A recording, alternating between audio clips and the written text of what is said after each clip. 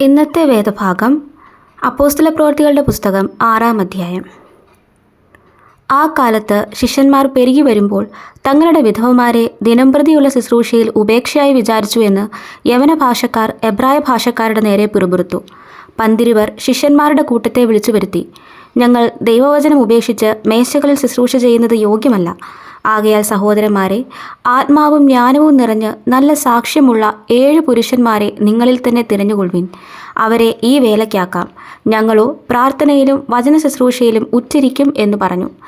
ഈ വാക്ക് കൂട്ടത്തിനൊക്കെയും ബോധ്യമായി. വിശ്വാസവും പരിശുദ്ധാത്മാവും നിറഞ്ഞ പുരുഷനായ സ്തേഫാനോസ്, ഫിലിപ്പോസ്, പ്രൊക്കരോസ്, നിക്കാനോർ, തീമോൻ, പർമെനാസ്, യഹൂദ മതാനുസാരിയായ അന്ത്യോക്യക്കാരൻ നിക്കോലവോസ് എന്നിവരെ തിരഞ്ഞെടുത്തു. അപ്പോസ്തലന്മാരുടെ മുമ്പാകെ നിർത്തി അവർ പ്രാർത്ഥിച്ച് അവരുടെ മേൽ കൈവച്ചു. ദൈവവചനം പരന്നു. യെരുശലേമിൽ ശിഷ്യന്മാരുടെ എണ്ണം ഏറ്റവും പെരുകി. പുരോഹിതന്മാരിലും വലിയൊരു കൂട്ടം വിശ്വാസത്തിന് അധീനരായി തീർന്നു.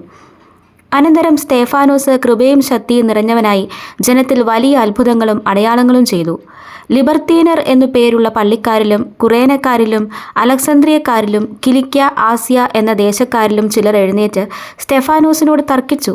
എന്നാൽ അവൻ സംസാരിച്ച ജ്ഞാനത്തോടും ആത്മാവോടും എതിർത്തു നിൽപ്പാൻ അവർക്ക് കഴിഞ്ഞില്ല. അപ്പോൾ അവർ ചില പുരുഷന്മാരെ വശത്താക്കി, ഇവൻ മോശയ്ക്കും ദൈവത്തിനും വിരോധമായി ദൂഷണം പറയുന്നത് ഞങ്ങൾ കേട്ടു എന്ന് പറയിച്ചു. ജനത്തെയും മൂപ്പന്മാരെയും ശാസ്ത്രിമാരെയും ഇളക്കി അവൻ്റെ നേരെ ചെന്ന് അവനെ പിടിച്ച് ന്യായാധിപ സംഘത്തിൽ കൊണ്ടുപോയി. കള്ളസാക്ഷികളെ നിർത്തി, ഈ മനുഷ്യൻ വിശുദ്ധ സ്ഥലത്തിനും ന്യായപ്രമാണത്തിനും വിരോധമായി ഇടപെടാതെ സംസാരിച്ചു വരുന്നു.